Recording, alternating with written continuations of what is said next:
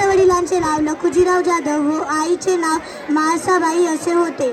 शहाजी भोसले यांच्याशी जिजाबाईंचा विवाह झाला. जाधव व भोसले या दोन्ही घराण्यातील पराक्रमाची परंपरा जिजाऊंच्या ठायी होती. अत्याचार पाहून जिजाऊंना नेहमी वाटे की आपल्या लोकांचे राज्य म्हणजे स्वराज्य असायला हवे. हिंदवी स्वराज्याचे तेजस्वी स्वप्न जिजाऊंनी पाहिले होते. त्यांनी पुत्र शुभांना लहानपणीपासून शौर्याच्या पराक्रमाच्या गोष्टी सांगून घडवल्या.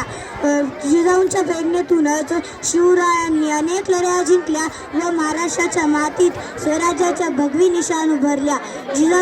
जिजाऊंनी दिलेले संस्कार व शिक्षणामुळेच शिवराय स्वतःचा विचार न करता इतरांच्या कल्याणासाठी जगले व धर्मरक्षांसाठी लढले. अंगणातील तुळस, गोठ्यातील गायन, घरातील माय यांच्यावर कोणी वाकडी नजर टाकली तर गय केली जाणार नाही असे स्त्रियांवर अन्याय अत्याचार करणाऱ्यांना ठणकावून सांगितले.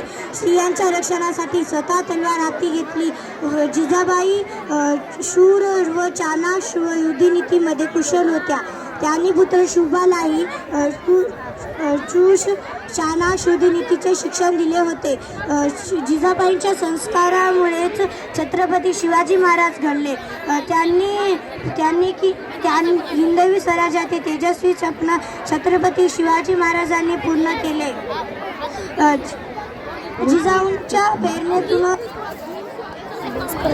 त्यांनी असामान्य इतिहास घडवले व अशा आदर्श राजमाता जिजाऊंचे 17 जून 1674 रोजी निधन झाले व त्यांनी महाराष्ट्राच्या मातीत महाराष्ट्राच्या कणकणात व लोकांच्या मनात जगवलेले स्वाभिमान आजही कायम आहे. जाता जाता एवढेच बोलते की थोर तुमचे कर्म जिजाऊ उपकार कधी न फिटणार. थोर तुमचे कर्म जिजाऊ उपकार कधी न फिटणार. चंद्र सूर्य असेपर्यंत नाव तुमचे न मिटणार. चंद्र सूर्य असेपर्यंत नाव तुमचे न मिटणार. जय हिंद, जय भारत.